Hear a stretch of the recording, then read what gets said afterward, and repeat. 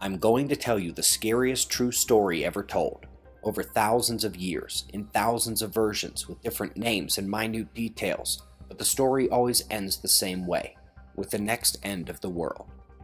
We'll give you the short version first, and then the burden of proof will fall here to present the evidence across time and topic that the slow crawl of geology, the wind, water, fire, and tectonic creep is punctuated in rare occasions by disastrous upheaval. The Earth's magnetic field reverses, with dramatic excursion events sprinkled between. They can occur in less than 100 years from plunge to rock bottom. Earth's ongoing magnetic event has already been underway 150 years, into the red zone, and it is speeding up. In early 2019, the magnetic event accelerated to where an update to the world magnetic model was required ahead of schedule for the first time. Well, so far, this has not been causing catastrophic events, but unfortunately there are other aspects to the event coming. Both in physical evidence and in the stories told in rock and voice, the Sun plays the role of the destroyer. Where the decadal and centennial cycles of activity converge, we find the entire magnetic potential of the Sun accessible for what can only be described as a micronova. As unbelievable as that might sound, the evidence will actually show this to be an almost unavoidable consequence of the solar system trip through the galaxy. There is evidence that the crust and mantle unlock at the low velocity zone. The plates collide and may be worse, triggering volcanoes and sending unfathomable amounts of water into the land, creating surge deposits of bone and earth. The earthquakes and volcanoes and tsunamis are followed by snow, ice, incredible amounts falling by the yard as Earth's temperature plummets. We'll see evidence at the micro scale of the previous great solar blast, the ways in which humans survived the last great catastrophe, the evidence that similar plans are secretly unfolding beneath our feet, and the evidence demonstrating the cover-up and erroneous geological science that overthrew a course of rediscovery.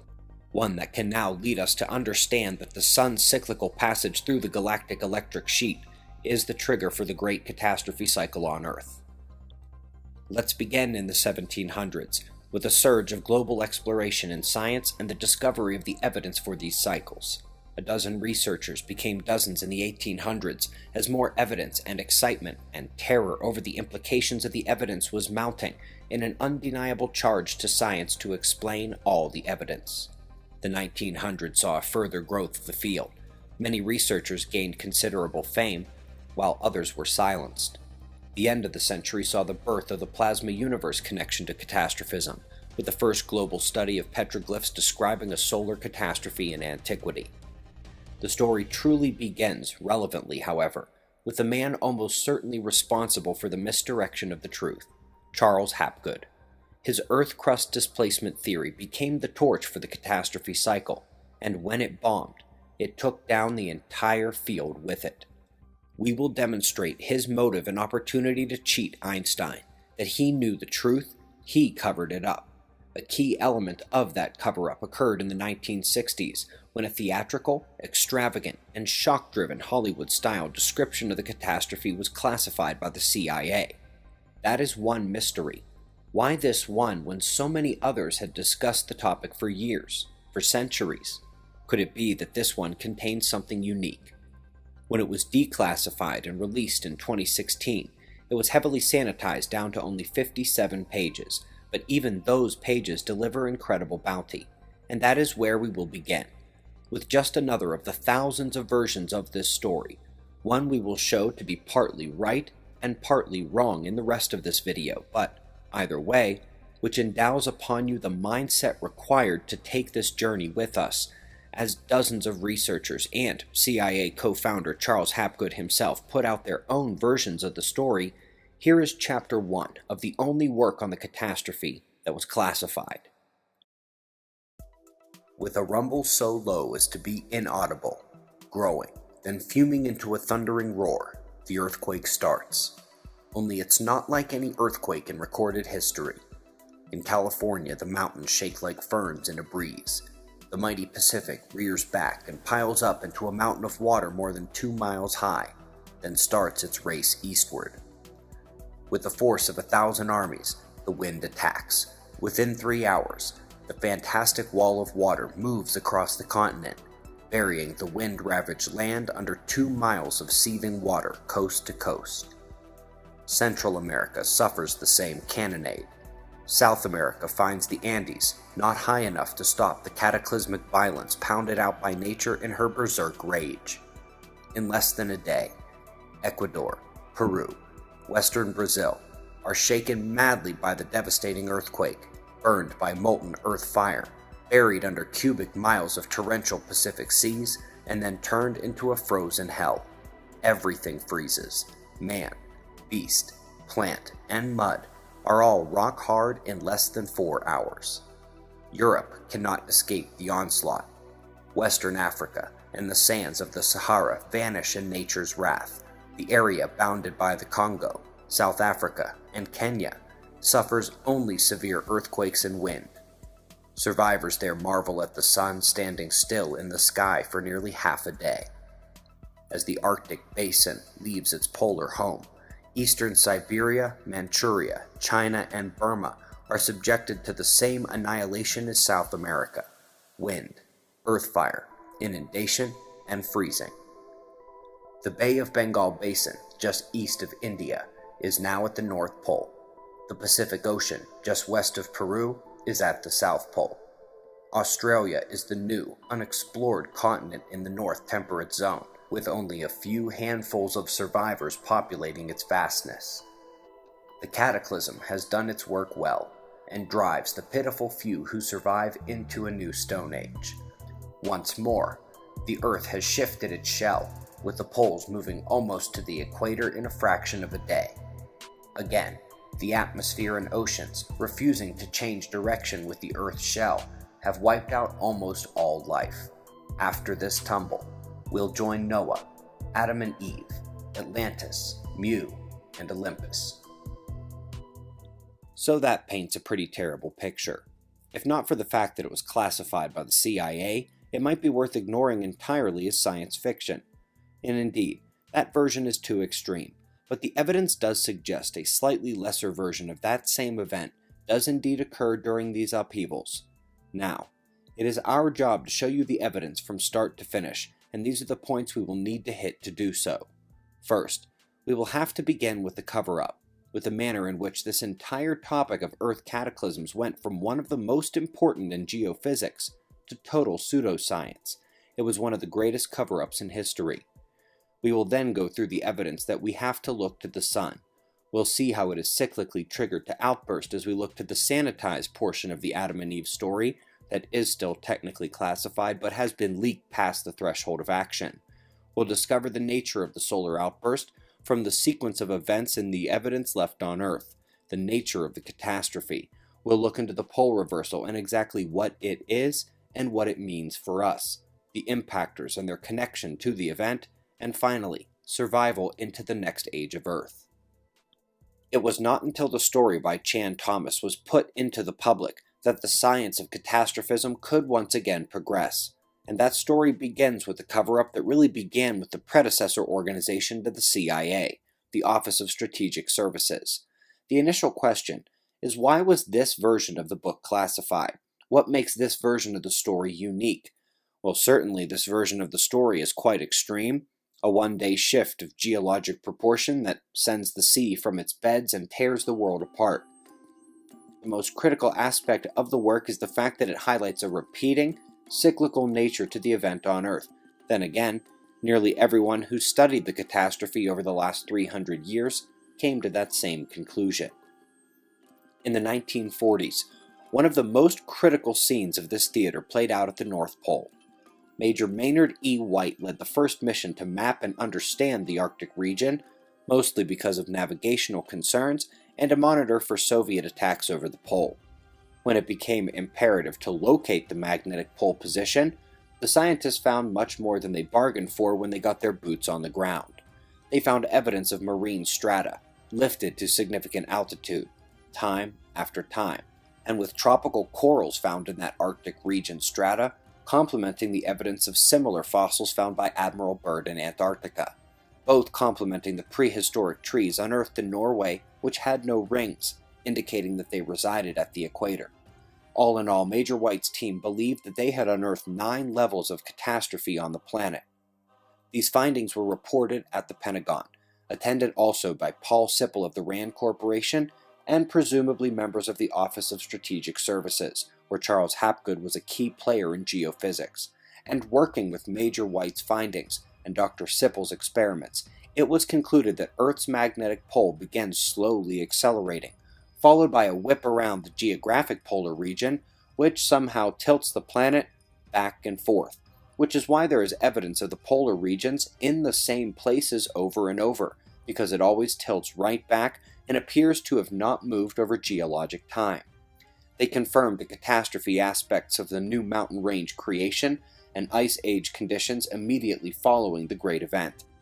Charles Hapgood, Paul Sipple, and the Pentagon are perhaps the most credible advocates of this 10 to 12,000 year cycle of disaster on Earth, especially when you consider what they did next. Hapgood continued his classified life while also teaching at various universities up through the late 60s. During the 50s, in the years following Major White's Arctic mission, Charles Hapgood stepped into the limelight in his public life with the famous Earth's crust displacement theory. It was a much mutated version from what we heard from Major White, where the poles do not go back and forth to the same places, the cycle is twice as long, and instead of a one-day event, it takes thousands of years to complete, and which was easily debunked by modern geophysicists, taking down the entire science of catastrophism with it. That is the famous version with the foreword written by Albert Einstein. That is not disputed, as his work with Hapgood was well known in the years before he died. However, Einstein was likely privy to the same information as Hapgood, and the final book came out after he died. There is no way of knowing if Einstein supported the radically different version that Hapgood eventually espoused. But what we do know is that Einstein saw the cycle of catastrophe and the turning over of the Earth. He was looking for a way to unlock the crust from the low-velocity zone in the years before he died, and we know he never did find a sufficient geophysical mechanism. Hapgood's version of the story, the public one, does not match what he and Sipple delivered to Major White at the Pentagon a decade earlier. It does not match the geological evidence or the timelines as well. Hapgood's versions, again, were easily debunked. Now, Einstein discussed this for years with Hapgood, and the only contribution was a foreword. Maybe. But, armed with that foreword, the weak version of crust displacement Hapgood placed over the field had the credibility to do so. The Chan-Thomas version matches the version that somehow got lost between the Pentagon and Charles Hapgood's public life, and it was in fact classified in the years after Hapgood's work, the first work to deviate from that flawed story since the flawed story came out. It plainly contradicts the version that the CIA geophysicist Charles Hapgood was promoting around the world, even if he had promoted a different one in private. And Chan's version got classified, as apparently did that real version of the story reported from what Major White and Paul Sipple provided. Einstein's key problem was the evidence of Greenland's tilting action, but a lack of weight in ice to pull the crust itself. Nobody had ever before discovered a mechanism for how the Earth would actually accomplish this unfathomable disrespect of inertia, basic physics, common logic. Frankly, the explanations blaming the hand of God had about as much evidence as anything else up until that point. That is, until the version Chan-Thomas tried to put out. The postlude of Chan's work was not part of the sanitized release by the CIA, but it was included in a 1993 version of the book the CIA apparently didn't feel the need to classify due to the disrepute of the field of catastrophism. Nobody cares anymore. The postlude describes the only potential mechanism for connection of all the evidence from beneath our feet out to the sun. In recent years, the move in cosmology to see the galactic magnetic field structure as coherent, including the central torus and jet model, has run through the national labs and NASA with incredible success. But one of the lesser publicized realizations of this fact is the scaled similarity with the solar system and with Earth's equatorial ion emission. You see, just like the solar system, the galaxy has an electromagnetic current sheet rippling around the equator, separating the coherent fields of north and south. Now, in our solar system, The sheet ripples, wavering around the equator, bringing a spike in ion density and a reversal of the interplanetary magnetic fields. At Earth, although our orbit only crosses the exact solar equator twice per year, the solar electric current sheet hits Earth every 2 weeks and can produce a geomagnetic storm, inducing electric currents in the atmosphere and the ground. Earth is constantly protected by its own magnetic field, but in addition to things like solar flares, simply enduring a every 2 week solar system magnetic reversal and current sheet impact can cause those electromagnetic disruptions.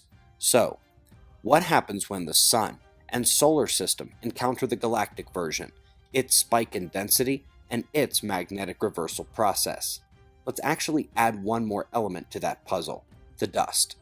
In our own solar system, and most we see, there is a dusty plain. Like Saturn's rings, density is low from planet formation over time, but in the galaxy that is not the case. There are dusty remnants of countless nova, and material left over from the star formation events of the galaxy. So the galactic sheet is more ion dense, a galactic magnetic reversal, and a much more dusty region than we find in our own solar system. Now, out of those three, it might seem like the galactic magnetic field reversal and the extra ion and electron density are the scarier propositions than the dust.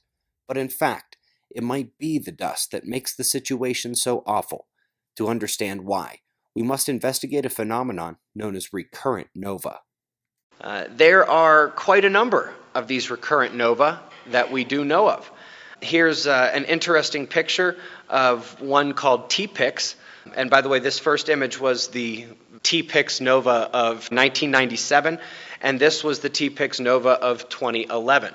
It just goes boom over and over and over again.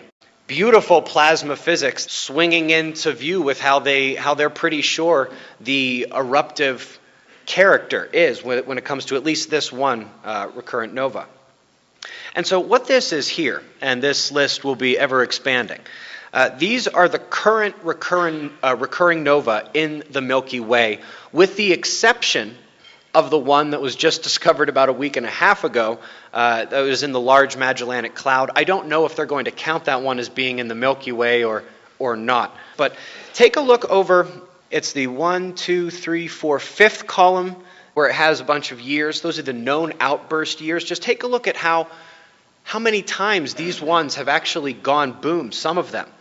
All of the lectures that students are hearing right now and some of the best literature reviews on this topic that you can find very much conclude one thing on this list. It is egregiously under-inclusive. They say that our viewing of the heavens at this level is so nascent that there are almost certainly supernova that we have seen that aren't supernova, that we will see them go boom again, and they will make this list. They believe that there are many with hundreds to thousands of year cycles that we simply have not seen go boom even once. And when we do, we'll have no idea it's a recurrent nova for hundreds to thousands of years more. And so, come to ask what the trigger mechanism is. And it is currently thought to be close-in binaries that is feeding material down onto one of the other stars and basically causes a thermonuclear explosion on the surface.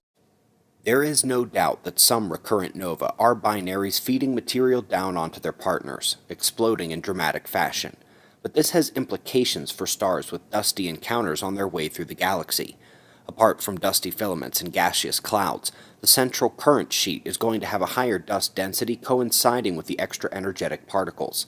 This is due to the same mechanism that allows a static duster to work in your home. That electric field is going to contain a surplus of that dusty material, and indeed, we're learning that the dust content overall may be much greater than we realized. The same mechanism described for recurrent nova binaries works on some level for these stellar dusty encounters, except with the current sheet, we also have a surplus of electromagnetic particles as well, all during a galactic magnetic field reversal. The proposal for what that could mean for a sun that is known to have the ability to produce rare superflare type outbursts already is something close to the stories of our ancestors insisting the sun has a dark side. Why did this all kick off when they came back from the moon?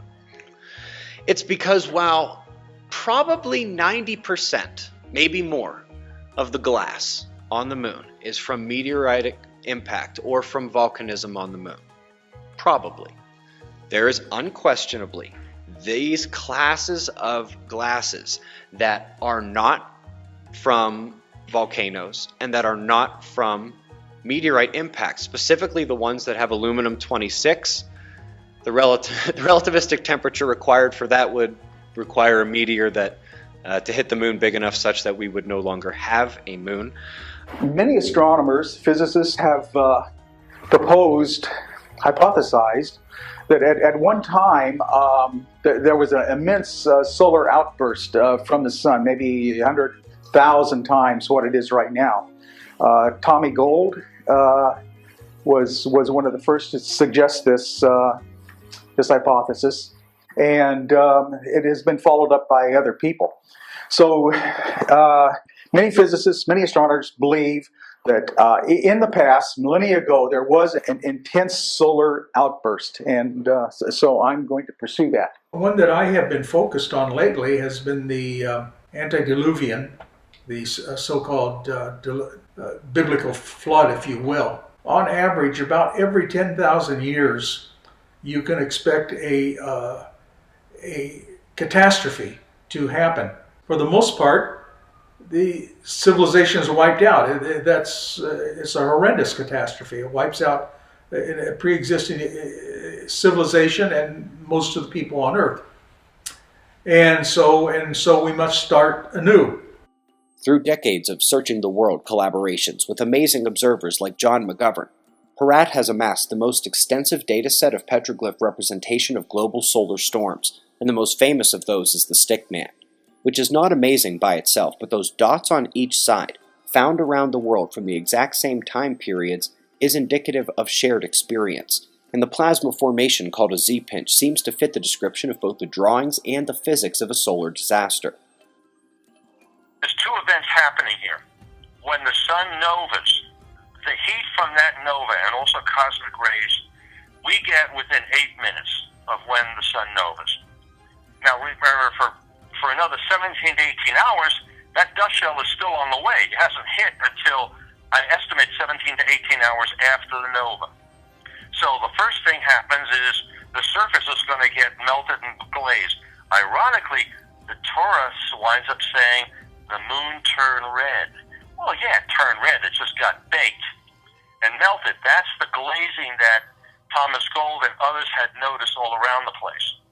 Then the dust shell hits 17, 18 hours later. Several assumptions. One, you can't assume that this dust shell is homogeneous because the evidence we've seen both on the Earth and on the Moon, they have the different samples they brought back from Apollo 11, 16, 17, a few others. They had different chemical compositions. It was the same stuff they found in the South Pole and other places on the Earth. So when they say it impacts like another meteor, remember, these scientists can't think in terms of a sun noving. What I'm trying to tell everybody, this is not an easy process that happens. It's a complicated one. It's not just the sun. It's not just that the Earth stops its rotation and the oceans keep going. It's also the crust of the Earth, just like the oceans, are going to start banging up against each other. So after the moon gets glazed by and melted by the sun's nova, 17, 18 hours later, the dust shell comes and puts a fresh new load of dust on top of it. I mean, they're grasping for straws because they don't know where else or how else to explain it. Here they get a sample, matter in their hand, and they got a bunch of holes in it. A lot of the samples they're getting from Antarctica and other places, they don't know to try to get the fission tracks. Look for fission tracks. The stuff that came back from the moon in 69 and through the 70s, they were smart enough to look for fission tracks, and they found plenty of them. In fact, all the Gillespie, almost all the Gillespie that I know of, had fission tracks in it, and about 5 or 6 different radioactive elements. Aluminum-26, beryllium-10, a bunch of them, that could only have been formed from a stellar nova. You know, you have to have relativistic temperatures. I don't know what this is, John, here at me, Houston, but I'm going to pick it up because... anything that stares at you, you better pick up. It's a glass but in this sunlight, it's reflecting red, green, like a rainbow. Found the first prism on the moon, John. Something like that. 10 rock frags, a couple of which are, one of which is some interesting black glass along the sides of it. Another which is covered with black glass, and many little glass beads all over the place here, John. Oh, boy. That was one of those fractures that's all included with glass. See that, Charlie? Yeah, so those glass fracture sets. I think the after on this one will be pretty interesting. Here's a rock with glass splatter all over its body. Hey, Tony, I just picked up one that is in bag 15 that is has a black matrix, bluish black matrix with lap-like either clast or phenocryst in it. And it's right behind the limb here. I don't know whether that's what we're looking for or not. Okay, that sounds good, Charlie. This seems to be one of the main reasons. In fact, all these missions talk about this. They talk about this glass splatter and these glass debris samples they're picking up on the moon, which makes me believe that they were up there looking for glass splatters. They were looking for evidence of solar effects on the moon. And I think that the Chinese went up there on the far side of the moon to do exactly the same thing. You do that in West Texas and you get a rattlesnake. Here you get permanently shattered soil. How about rolling that one over? No way. Whitish to gray with a lot of zap pits in it. Those that naked. Those are zap pits, aren't they? Yeah. In fact, Tony, the whole area, there's a lot of this rock. There's a lot of this rock here. These are interesting because they had a glazed surface on top, the 64455 sample. It was this glazed top on it, and then in another part of that sample, there were all these pellet shots in it. I think it's a very, very strong evidence path that our sun has a micronova event on a very regular period of time, and that we're seeing these samples on the moon as evidence of these events. A consistency of reports from around the world of catastrophes that are amazingly similar. But a lot of people thought it's just what people dream up when they have a lot of time or they're dreaming or whatever. It's just stuff that people naturally come up with. Velikovsky thought it was catastrophes that people witnessed and remembered as very different. What's called the 4 o'clock rapids, 56 concentric. Actually, it's less than that because these have started to undergo rotation. Here's one on the Navajo Reservation, Bronze Shield, 3rd millennium, Middle East. This is a 56 ray from Kazakhstan. Somebody locked the doors because at this point people are going to start escaping, but this is a 56 ray Circle Axis Mundi from China. And these are actually drawn as paintbrushes. You know, the Axis Mundi here, the tree coming up in the center. But anyway, the 56 are there. In Arizona, it's the same thing. Pick that one up. This is unfair. I picked the Penumbra of a dense plasma focus, which also has 56, but it's a plasma, so we would expect it. It's not what they taught you in school because they gave you it nice and coded. But again, remember, the people in the U.S. government who saw the sun flare up and get the information back from the moon when we brought the stuff back, they were mostly scared. The sun does something terrible. They didn't know when. They felt they had no power to change it. See, our tools have shown us things that they couldn't have possibly seen 50 and 70 years ago. Dome ceiling, 5th Street Church, Seattle. This is very close to the Forbidden City of China ceiling picture. These ceiling pictures show up, and they generally have 56. This is brand new. This is the Grand Atrium in Saudi Arabia, which is brand new. And again, they didn't draw it circular, but they certainly put 8x7 panels of light around here, as well as some structure in the center.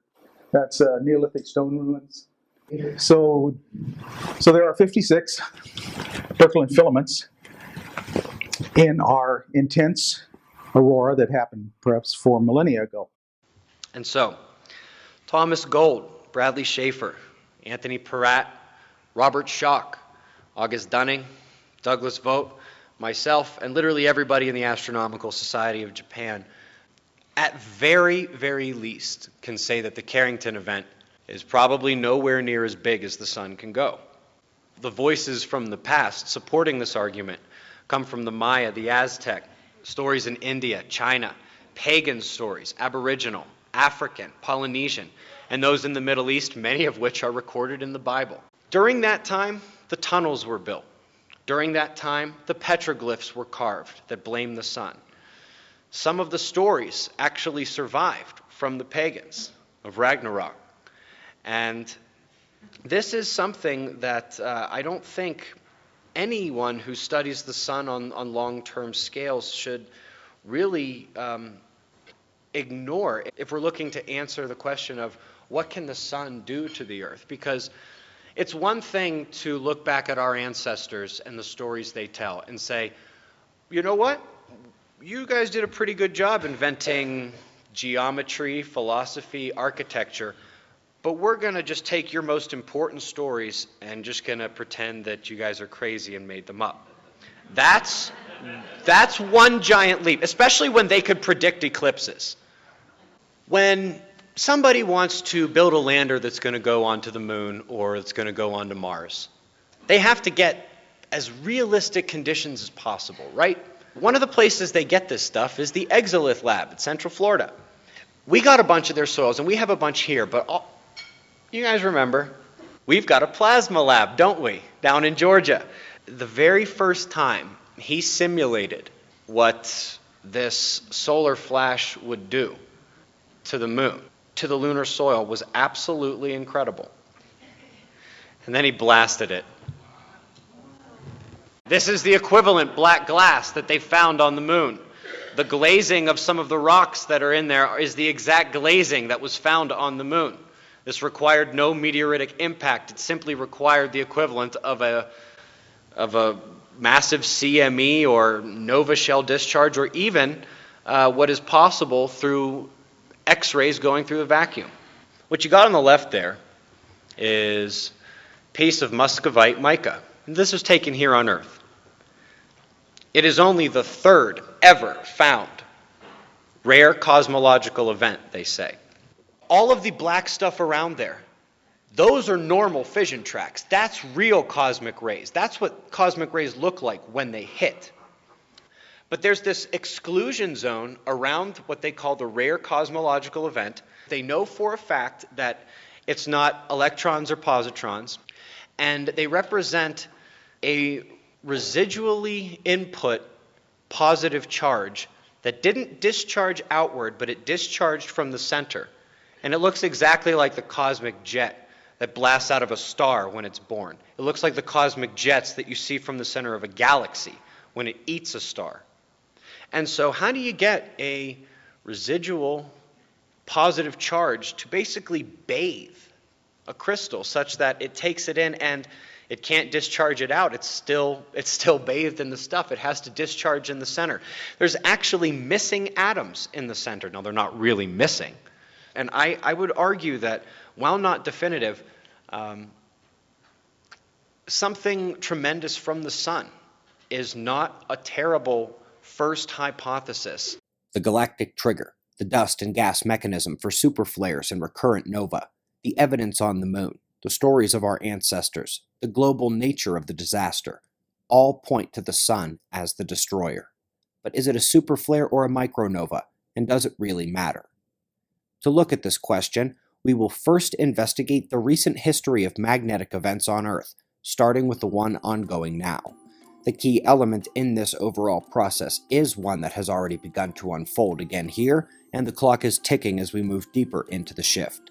We know that Earth's magnetic field has begun an acceleration beyond its normal wander, and coincident with that is the loss of field strength. Magnetic reversals as rapid as 80 years have been recorded in the paleomagnetic record, and we are already more than double that many years into the current shift. While moving more slowly than the record-fast reversals, things have begun to intensify. The Earth's magnetic field is currently decreasing by approximately 5% per decade, with the north and south magnetic poles set to meet in the eastern Indian Ocean. While the north is moving much faster, the south has already left the continent of Antarctica. The timeline is on the scale of a few decades to 100 years, presuming things don't accelerate any further. Seem impossible? Well, these are the current motions, and that is not disputed. But this magnetic meeting point scenario also has interesting coincidences, and not a one of them is bright and sunny. First, this region was an incredibly interesting place a few years ago, until the data disappeared. All the information in this video is available for verification via the online buoy database maintained by NOAA. Buoy in event mode, south of Bali. For those who monitor the ocean, this is a familiar sight. The tail of this buoy starts with another and begins long before there was such a thing as Station 53046. You will notice the primary areas of coverage from the Solomon Islands, east to the Kermadec Islands, and up around to Sumatra, all locations of powerful earthquakes in the last few years, except this central three, including 53046 in the middle. Like I said, our story begins with a different buoy, 56003 to the right. She's had a turbulent life, as you can see here. In October of 2008, they put her down, and it was barely a month before the wild readings appeared. She was immediately taken offline. During the time she was down, another buoy was put in, 56001 to the left, put down about 350 days later in October of 2009. She ran fine. 03 came back at a much lower sea depth, but in the exact same location before jumping back up in 2011. Station 56001 began deviating in November of 2011, and one must assume it was about that time they hatched a plan to add the third buoy to the group, 53046. It was a few months later in mid-2012 when she began to send back information, and within a few months the action began. Short but significant drops in the sea depth.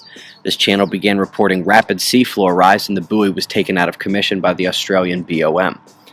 Clearly it is back and in the exact same place, but when you factor in the further movement of the last 36 hours, more than 100 more meters, which is barely visible here at the end of the chart, we have officially eclipsed the 1200 meter mark, or just about 4,000 feet. This could be volcanic, could be related to the fault destabilization described in many of our previous videos. It looks like this part of the world is a significant place to watch. One of the biggest alternative news stories of that time was that a few days after this video aired, the buoy disappeared, and to this day both it and its data are gone. Further complicating the story is that this region forms a geographically small triangle with the strongest magnetic point on Earth, the South Magnetic Pole, and with the Dragon's Triangle, Asia's version of the Bermuda Triangle, and indeed, that new pole position is near where those airplanes disappeared in recent years.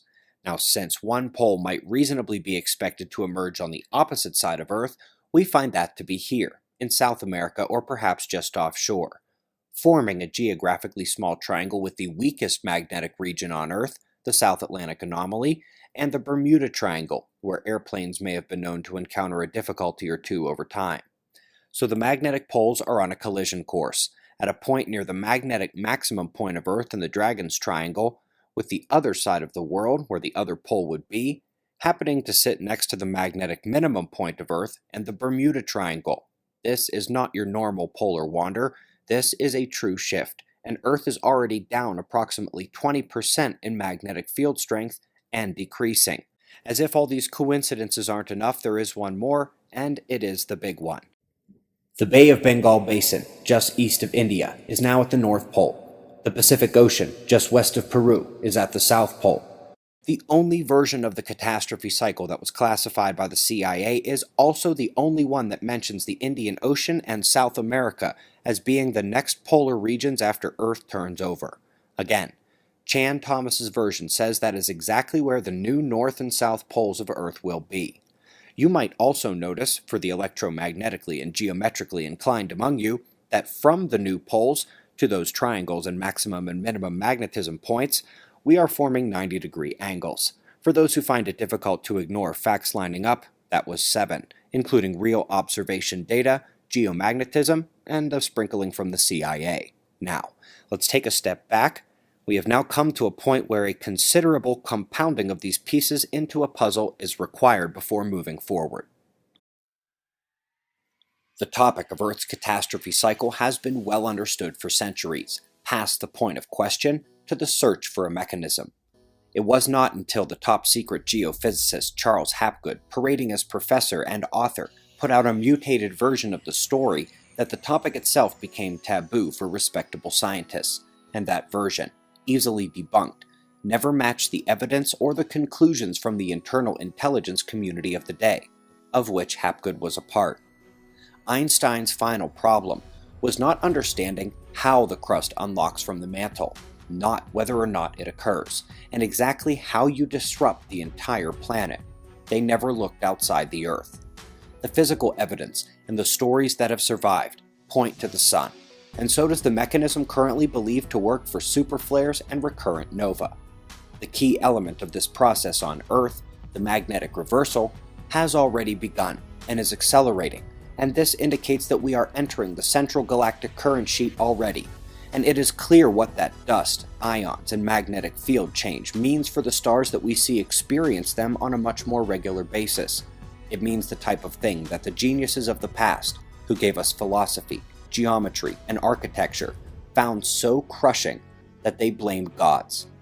I decided that a magnetic reversal had an awful lot to do with the dinosaur extinction. And then the more I researched, I realized that magnetic reversals also, as far as I'm concerned, trigger ice ages, and that they return in a cycle, in a regular pattern that we should actually be able to predict. When you have the onset of an ice age, of course, here's the conundrum. The conundrum is that you've got to have a very large, rapid accumulation of glacial ice, which requires that the climate be cold enough that ice does not disappear through seasonal melting.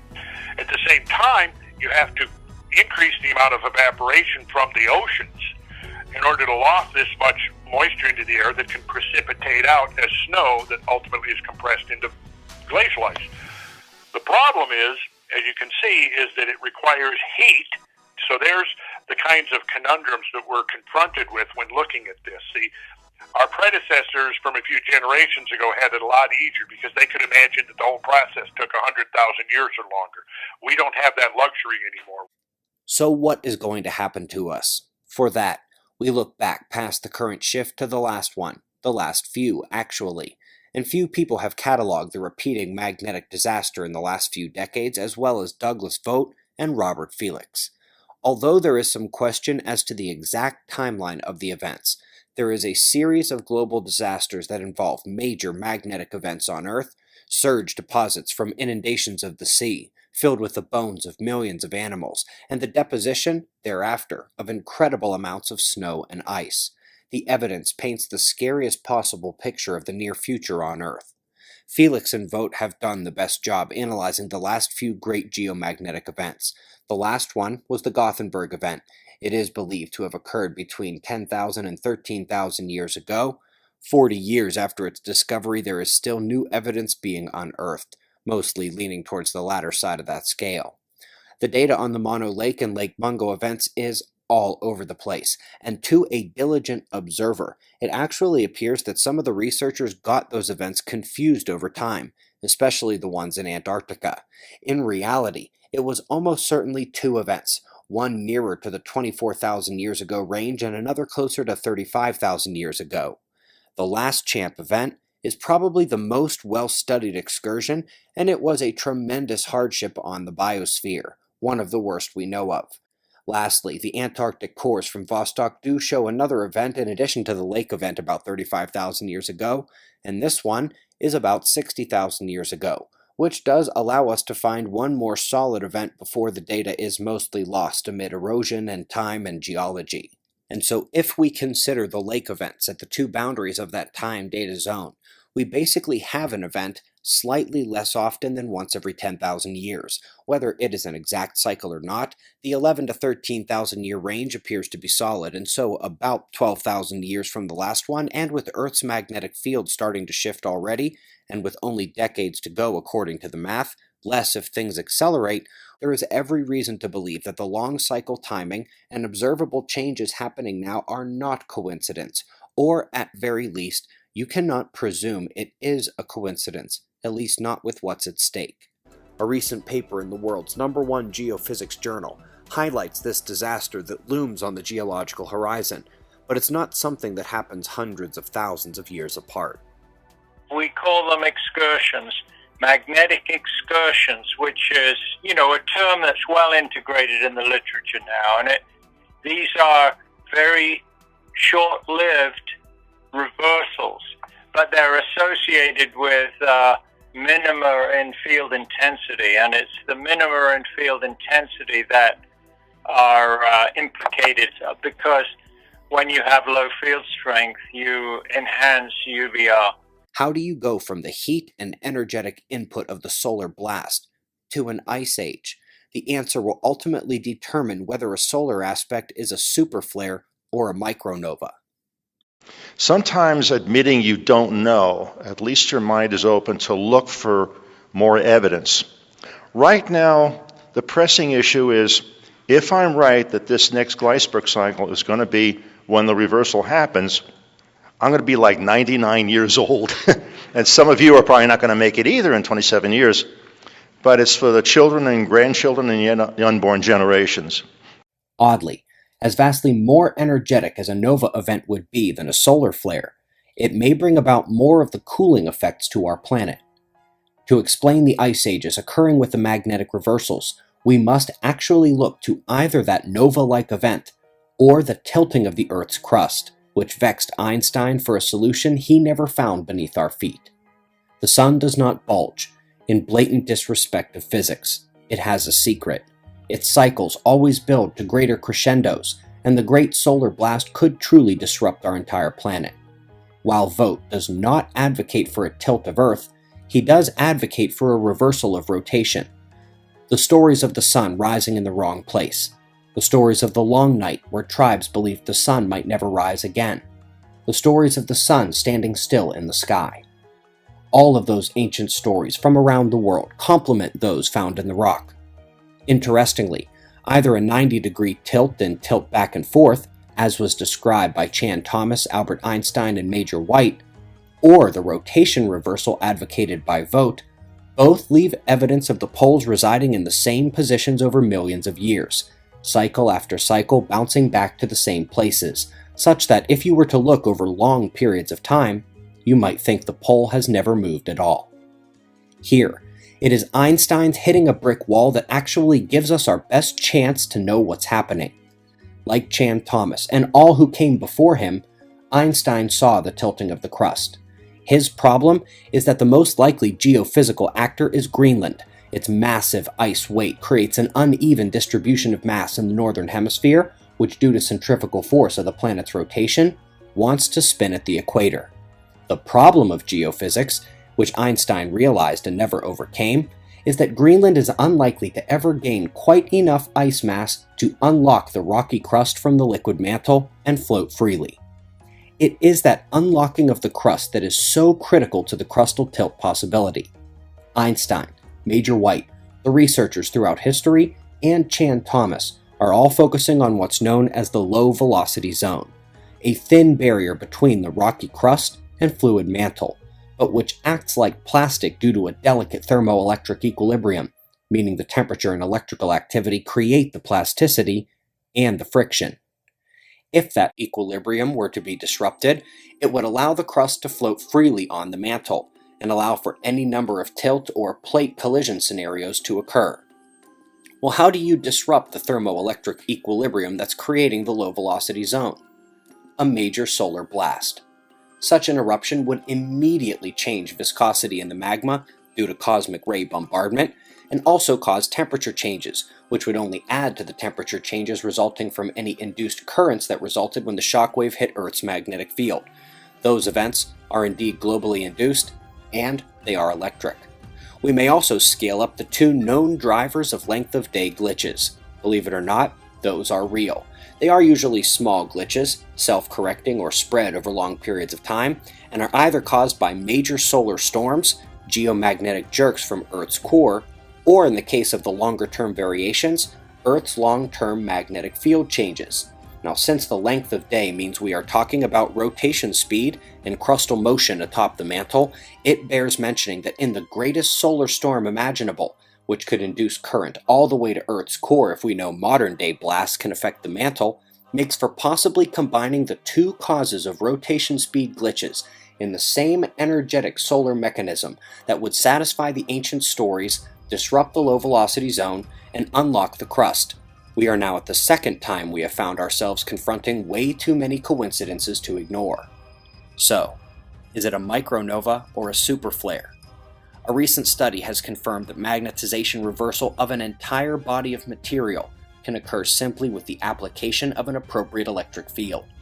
A superflare has the energy to electrically disrupt the entire solar system, let alone one piece of one planet, potentially unlocking the low-velocity zone, and the tilted crust thereafter freezes brand new locations at the poles, puts ice at the equator to reflect sunlight, cool the air, release cold freshwater melt, and fog from the process that would further block out sunlight. If it is a nova, regardless of any crustal or rotation events, there would be a dusty remains in the inner solar system and in the atmosphere for weeks, months, and maybe longer. The sun would be dimmed as though from a volcanic winter, and those volcanoes are part of this event as well, if you'll recall, adding to the freezing in both situations.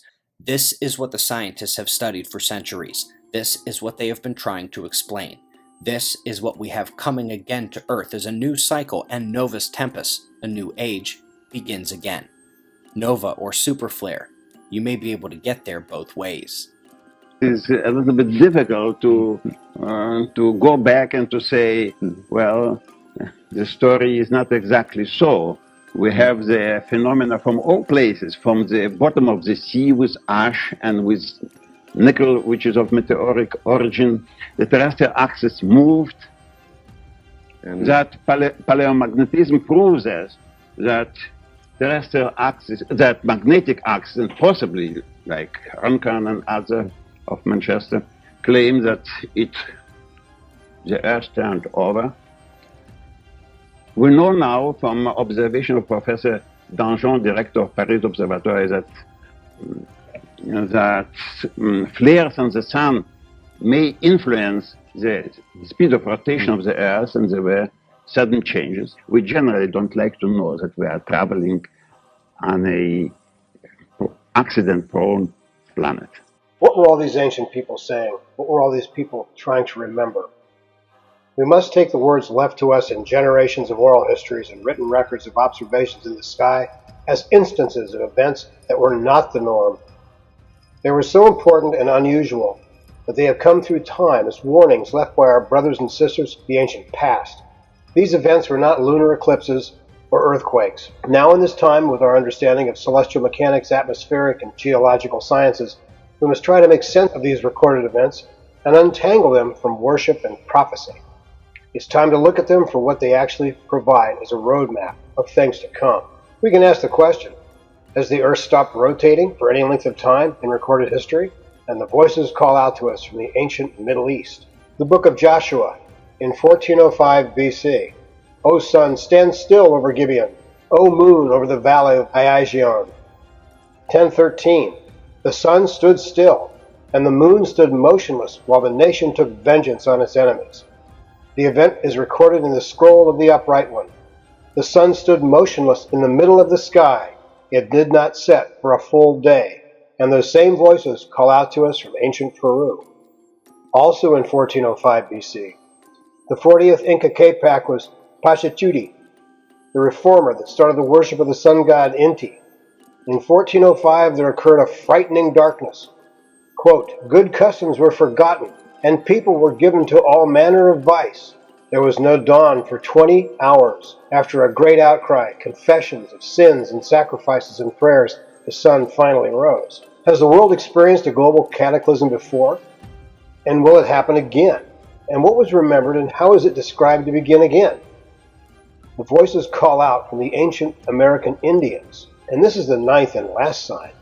You will hear a dwelling place in the heavens above the earth that shall fall in a great crash. It will appear as a blue star. Very soon after this, the ceremonies of my people will cease. Has this cataclysm happened before? the voices call out from ancient China. There were seen fire-breathing dragons leaping into the sky. They call out from ancient Siberia. The earth was on fire from both horizons. And they call again from the ancient past in the voices of the Inca. At the Intihuatana was a stone cut with great precision to observe and measure the movements of the sun. The name meant that which binds the sun, and it makes it return, lest it disappear, returning the earth into a darkness that had occurred once before, according to the legends. Did the Inca, Chinese, Siberians, and the rest remember the last micronova event in their oral histories? We need to take these people seriously. Now let's take a moment for the respect of geophysics and things like basic inertia of the Earth's rotation being unimaginably unstoppable. That indeed is the current prison from which Earth's catastrophe cycle must escape. The tilting of Earth's crust is restrained by the evidence that the poles and the ice existing at the polar regions have done so for millions of years, and both the tilting crust and Vogt's rotation reversal are battling the force of inertia of our rotation. The reason that the poles and ice matter is because the entire topic of catastrophe was umbrellaed under Charles Hapgood's absurd version, where 7-degree tilts happen randomly and over 1,000 years and never tilted back to put the poles in their original positions. This concept was easily debunked, and there went the field of study. However, the previous versions to Hapgood's, Vogt's rotation change, Major White's insider version, and the Chan-Thomas classified version all put the poles in the same places over millions of years. Furthermore, the most highly cited work on past pole positions, which was used to debunk Hapgood's work, and which was used to crush the field of catastrophes as a whole, actually has a correction paper published, which was cited far, far less often, and which nobody really remembers. But it changed the past pole positions from the original publication, in some cases to the point where the original paper had them on the opposite side of the planet, as wrong as you can be with a polar search. Another of the well-cited papers debunking the polar motion came from a bachelor's student at Columbia. While in theory, a major paper does not require a major degree. This student worked under the CIA-controlled programs at Columbia, at the time when it was becoming so rampant and overbearing that the local community had begun an uproar. This is how you control a scientific theory, whether we further investigate the problem of the poles in the past or we cling to the concepts that don't require them. The only reason this topic is considered pseudoscience is because a wildly mutated version of the story was put out by a CIA agent masquerading as a professor, and which somehow overthrew the centuries of study and literally the world of evidence. One of the things that you and I have been talking about are the idea of these micronova events on the sun, these periodic cyclical eruptions on many stars based on the Kepler-2 satellite data, and that as this stuff is sprayed out into the universe around in our solar system, and these things could have been blasted out from the sun in these periodic explosions, and that could have been deposited on the moon, on Earth, on Mars. The fact that they're only about 12 miles down indicates they're not deep penetrator meteor impacts. So it leads me now to believe that these magnetic anomalies, if not all of them, certainly some of them, could be from solar eruptions. And this is just solar material that is splattered out and these planets have run into in this huge cloud of debris once the sun releases these nova events. End of the last ice age, we had catastrophic rains, catastrophic flooding. I believe this goes along with the solar outburst at the time, which caused glacial melting virtually instantaneously in the ice core records and in the sediment records, but particularly the ice core record. We see that we snapped out the end of the last ice age virtually overnight. I mean, literally the microstratigraphy is that accurate, and what happens to, what could be the cause of coming out of the ice age so quickly. We're talking an incredible temperature increase, And based on many lines of evidence I've now been accumulating, I'm convinced this was a major solar outburst, a major solar event. I'm now convinced that we have direct evidence on the Giza Plateau of a, quote, lightning strike, unquote, which would not be a lightning strike in the sense of normal thunderstorms, that type of thing.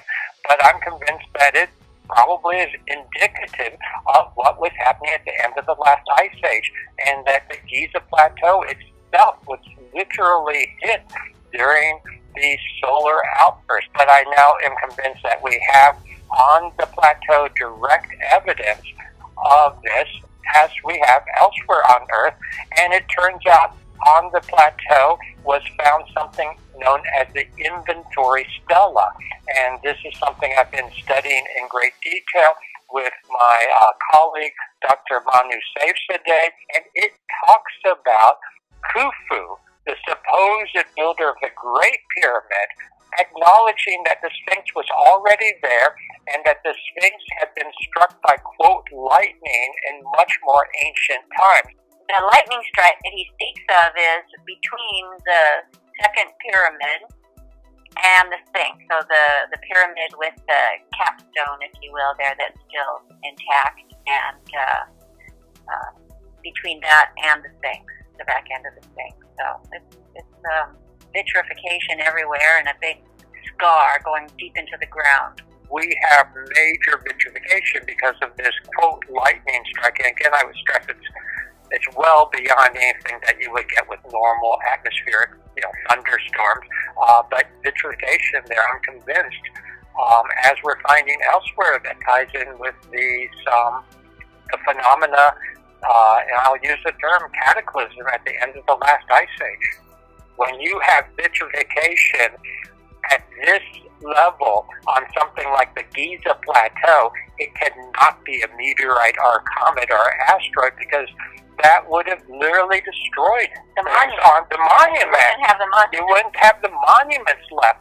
On the inventory stela, it talks about this huge lightning bolt knocking off part of the back, basically, of the Sphinx. There is a concern for the lower-level L-shell magnetic fields, the smaller arches instead of the global fields connecting to the polar regions. In most solar blasts, even the worst ones we only see every decade or so now, the magnetosphere of Earth compresses down to those outer L-shells, but still connects to the polar region in the most exposed outer zones. But in the extreme scenario, it could be very different. The modeling of the Great Solar Storm of 1859, for example, which lit telegraph wires on fire and shocked operators, came close to hitting the lowest level L shells. And if that were to actually happen on Earth in a superflare or micronova, then you get the potential for a magnetar-type discharge, where its own processes are thought to surge energy through its L shell fields, arc down, and literally crack the surface of the star. At that point, the loss of power grids might be one of the lesser concerns. As for the electric geology, lab results confirm this action on terrestrial planets. The only question is, did it happen before, and could it happen again? You have to bring in new evidence, and it has to adjust your theory, because theories are just theories. Now, one of the interesting things about the Clementine mission is it took magnetic readings of the entire surface of the moon and found the largest magnetic anomalies on the far side of the moon, around von Karman and Leibniz craters on the far side, which is exactly where the Chinese just landed a lander. Does China know? Does the US government know? All the information shared here is published in major journals, with admittedly a bit of connect the dots as well, trying to fill in the gaps of the researchers throughout history with the tools they didn't have. Certainly it seems like the CIA had it pegged decades ago, at least the fact that there was a cyclical catastrophe, and perhaps as early as Major White's Project Nanook expedition to the North Pole. It all relates to the all-important question of survival in the catastrophe, and the only good news we have to deliver in this presentation. There is evidence of tremendous retreat of the populace into caves and tunnels thousands of years ago, multiple times actually. These tunnels have been reused countless times over history, including during wartime and by smugglers, but their purpose was once to house the humans who, for some reason, could not remain at the surface. As terrible as this event is, we must remember that we are here today, So we have survived countless catastrophes and come out on top of this world. We are survivors. Our government appears to believe it has what it takes for the country to survive. What may have begun as underground shelter for the military elites, and which may have expanded as the result of threat of nuclear war in the mid-20th century, what exists now is a complex, interconnected underground world, far greater in capacity than could ever be needed by the military. One must genuinely begin to ask how many people could fit down there. There are many maps on the internet and lists of deep bunkers and bases, but these are just the ones we know about. Most on these maps are even acknowledged publicly. There's no telling just how much more exists, and how ready the country really is. The U.S. government knows some of this stuff. They know the sun does nova. There's no debate about that. The question is they don't want you guys to know about it. If it's no longer a secret, there's no point in keeping it a secret. They're desperately looking for any other explanation. Don't look at the sun. That's it. That same sort of luck that will leave survivors worldwide afar from tsunamis and volcanoes and ice storms will be the same sort of luck made for people by themselves by being prepared and getting that head start. In terms of best chance to prolong your use of these devices, don't rely on batteries. Find a small solar panel, portable, with USB output, and get devices that have USB charging capability. There's no reason you might not be able to use those devices for a long time. A long time. Yes, then there is the long haul. Provided we aren't all whisked underground into an unimaginable catacomb beneath us in the greatest feat of engineering in history, there is no reason you cannot do what your ancestors did. You may not live that way now, and you may be dependent on electricity, but the fact that we know how they lived back then means we have the tools at our fingertips in the age of information. How convenient it would rise before the fall. Here is a bit more on the intellectual side of prepping, but from a non-tangible perspective, a scene from one of the episodes preceding this infomentary. This event would be extreme. You can survive it, but the shock and awe to the circuitry inside is real. If you've ever seen someone in legitimate shock, you know that. That cannot be you if your children are depending on you. This fortress must be ready. A key aspect of mental practice is informational. Situational awareness is key, and as example, I'll use New Mexico, where I live. Good to know where the waterways are, especially in a desert. Even a small stream nearby can be a bounty. If you know about local elevation, that helps too, especially in relation to ocean proximity, snow caps, or other temperature change between peak and canyon at the same latitude. Other sites to know, and everyone knows Carlsbad Caverns around here, so maybe some others might make your list. Certainly the mining operation maps of your local area could be good in case you need to flee cosmic plasma or into the warmer rock of the crust. And for the same reason, the cavern systems of your area are good things to know as well. It is critical that you apply these basic principles to your own situation, for your own awareness, to mitigate the system shock of the event. There is no real way to prepare for what terrified our ancestors, what glazed the moon, and which may happen again. But you simply don't have time to think about these things at that moment. It is as important to understand them now as it is to stock food, water, and seeds. So what are the two key aspects to mental prepping here of the non-tangible nature? First, this event will be shocking, but even knowing what could be coming gives you a heads up on the completely uninformed. Strength is key in those moments when courage is the most elusive. Second, some of you will want to bug out to safe locations, others will want to stay in your castle with all your supplies. That decision cannot be made on the fly. You don't have time to plot a route or figure out if you're staying or going. You don't have time to go get those books at the store. You have to have a certain amount of mental prepping done beforehand. Now, true enough, if your part of the world sinks into the sea like Atlantis, or a piece of a micronova shell lands on your head, there isn't much you're going to do. But for the lucky that will be spared across the world, most will be petrified. A select few will be prepared, will know it's coming, and will have made decisions beforehand. We will have some final questions to answer here, and then I need to summarize the entire story once more with the impetus for awareness and action on the part of everyone alive and for the generations to come. The questions that remain concern the nature of the blast, the stability of Earth's tilt and rotation, and therefore the cause of the Ice Age. What I find most interesting is that if the Sun micronovas every 12,000 years or so, its superflare production must be on a few thousands of years timescale, likely the Hallstatt cycle of around 2,400 years. The nova clearly triggers the cold due to blocking out sunlight, but the superflare lacks the dust and may not unlock the crust. It may be a heating event only. Here we find the differences between Dr. Robert Schoch and Douglas Vogt to be the most prominent, most helpful, and most telling. Dr. Schoch seems to be describing the rapid and cataclysmic end of the Younger Dryas Ice Age, while Vogt is concerned only with how the Younger Dryas cold began. Schoch has also come to focus on the few thousands of year scale, as has Dr. Anthony Peratt, and they may indeed be describing one of the more recent superflare catastrophes. Either one, and we're done.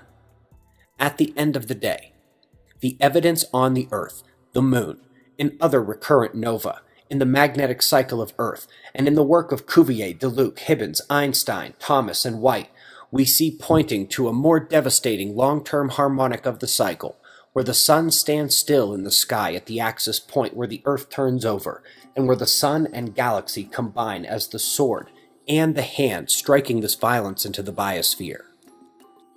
Some basic math tells us that if the equator spins at 1,000 miles an hour, and it took even as little as 1 hour to stop rotation, it is still only a deceleration of 17 miles per hour per minute, not the kind of thing that's going to throw you against the wall.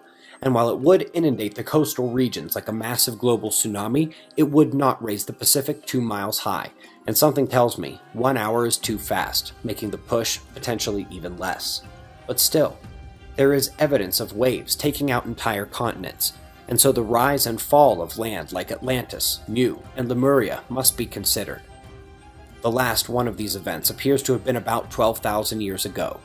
The magnetic field of Earth has begun to shift and accelerate, indicating that the solar system may be entering this electric current sheet and galactic magnetic reversal region already. If so, the current rate of change gives us 2 to 3 generations, and that is if it does not speed up anymore. A similar speed up to the 1900s or the first decade of this century could push us over the edge at any time. The Sun cannot hide from the Earth, its only weakness. Knowledge is power here in the most obvious form. We have all the tools to remain informed and track the Sun, the magnetic field, and seismic activity at the low velocity zone of Earth. If I may leave you with 2 final thoughts. First, modern science emboldens the position of Einstein, Chan Thomas, and Major White. And second, we are better equipped than any civilization in history. It is your choice whether you succumb to fear or disbelief, or if you make the time to be informed and prepared, just in case. There's more evidence to be uncovered right beneath our feet.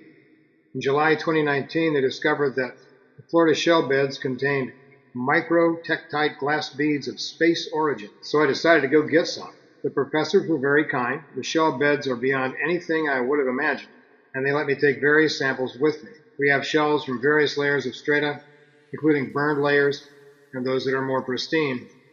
We believe much of the treasure lies in the material packed and preserved inside the larger shells, of which we have many. We will search for the glass beads in these samples and try to do fission track testing. They did it for the lunar soil, but they skipped it with the glass beads on Earth. Do they have transuranic elements? Aluminum-26? I want to find out.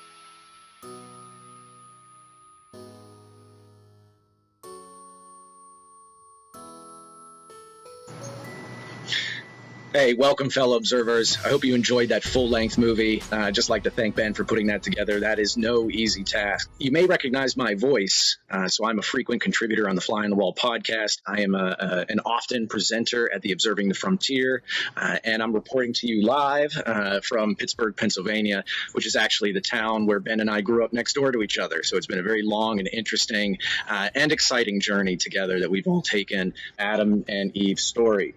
By Chan Thomas. So we actually in our possession have a copy of this book. And if you check out the website suspectsky.com, you'll be interested to see that there are PDF versions for download for free, available to the public. For all of you that are watching this video, you've done a tremendous thing. You have educated and made yourself aware of probably the biggest and most important story facing our Earth today, and that is the pending catastrophe cycle. Another thing, we didn't even get a chance to talk really much about Mars. There's direct evidence of a major crustal shift on Mars. There are these magnetic anomalies that are geometrically perfect matches for some of the famous volcanoes there, but they're not geographic matches. They're not in the same place, almost as though the volcanoes and these magnetic anomalies once did line up, but after a crustal shift, they didn't anymore. This really could have been a 6-hour documentary. There is a lot still to do. We're not going anywhere, and a lot of the people that we heard from in this documentary, they are on board, continuing to do research, committed to do the research. Many of them are coming to Observing the Frontier 2020, where a lot of the updates and new information will come out. Really, this is just the beginning of the story of the end.